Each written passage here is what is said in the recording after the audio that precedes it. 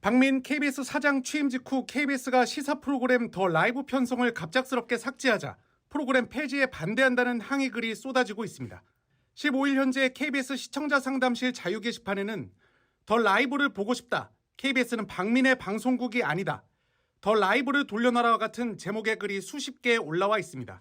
1000명 이상이 동의하면 KBS가 답변하도록 돼 있는 시청자 청원 게시판에도 더 라이브 폐지 반대한다라는 제목으로 글이 올라왔는데 나라가 망하고 있는 것 같다. 폐지 절대 반대한다는 내용의 글에 15일 오후 기준 800명 넘게 동의한 상태입니다.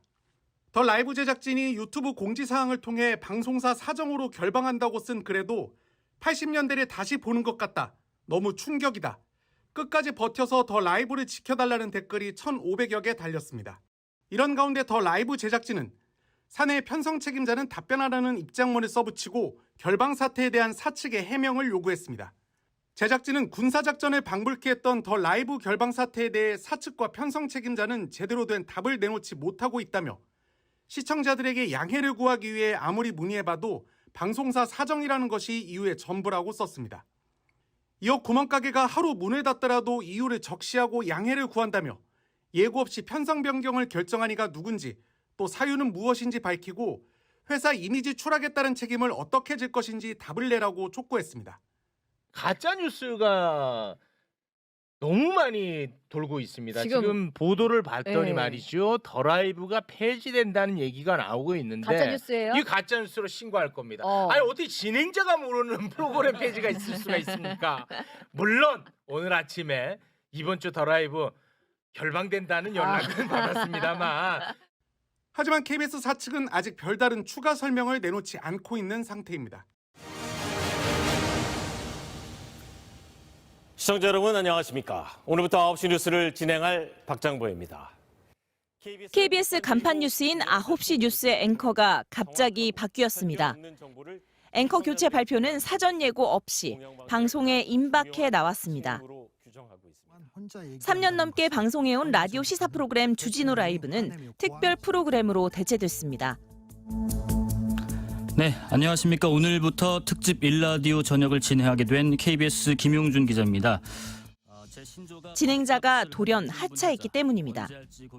해당 프로그램 PD는 대통령이 박민 KBS 사장의 임명을 제거한 지 3시간쯤 뒤 아직 발령도 나지 않은 라디오 센터장 내정자가 전화를 걸어 진행자 교체를 통보했다고 밝혔습니다. 라디오 PD들은 제작 자율성을 침해한 황당한 통보라고 맹 비난했습니다. KBS의 주요 보직 33명의 인사도 결정됐습니다. 박민 신임 사장이 첫 출근도 하기 전 대대적인 물갈이 인사를 먼저 한 셈입니다. 취임식 연단에 오른 박 사장은 그동안 국민의 신뢰를 잃은 KBS가 위기에서 벗어날 길은 뼈를 깎는 개혁밖에 없다고 강조했습니다. 안녕하십니까.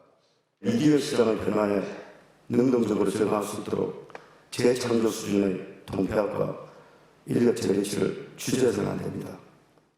언론노조는 정권의 우호적인 목소리를 내온 인사들이 주요 보직에 대거 등용됐다며 이는 공영방송 KBS를 정권의 나팔수로 만들겠다는 선언이라고 강하게 비판했습니다. 정권의 낙하산이 편향성을 얘기하고 있습니다.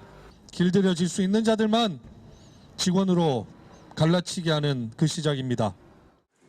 박민 신임 사장은 문화일보 기자 출신으로 임기는 해임된 김희철 전 사장의 잔여 기간인 내년 12월 9일까지입니다. MBC 뉴스 임소정입니다. 박민 KBS 사장이 임원진과 함께 90도로 허리를 숙입니다. 10초 넘게 이어진 사과 인사. 취임 이튿날 박 사장은 긴급 기자회견을 열어 지난 4년 동안 KBS에서 불공정 편파 보도가 반복됐다며 사과했습니다. 공정성을 훼손해 국민의 신뢰를 잃어버린 상황에 깊은 유감을 표하며 국민 여러분께 정중히 사과드립니다. 박 사장은 이른바 검언유착 사건과 오세훈 시장의 생태탕 의혹, 김만배 녹취 보도 등을 KBS의 대표적인 불공정 보도로 열거했습니다. 라디오나 시사 프로그램에서도 편파 논란이 끊이지 않았다고 지적했습니다. 또 공영방송의 정체성은 신문과 다르다고 말했습니다. 기자로서의 그런 가치와 또 공영방송 사장으로서의 지켜야 될 가치가 다르기 때문에 같은 시각 회견장 입구에선 언론노조 소속의 KBS 직원 20여 명이 항의 시위를 벌였습니다. 대국민 사과 말고 사퇴를 선언하라. 제작진과 논의 없이 편성된 프로그램을 돌연 삭제하고 방송 전날 갑자기 앵커에게 하차를 통보하는 등 취임 첫날부터 편성 규약과 단체 협약을 위반하고 있다고 비판했습니다. 편향성의 증거인 그 낙하산 박민이 KBS의 편향성을 얘기한다고 합니다. 불과 이틀도 되지 않은 시간에 얼마나 무도한 짓들을 감행하고 있습니까? 언론계에선 공정보도의 원칙에 공감하면서도 취재와 편집의 독립성이 침해될 수 있다는 우려도 제기합니다. 대통령이나 사장이 마음대로 뉴스를 골라서 할 수 있다면 그것이야말로 전체주의 언론이 아니겠습니까?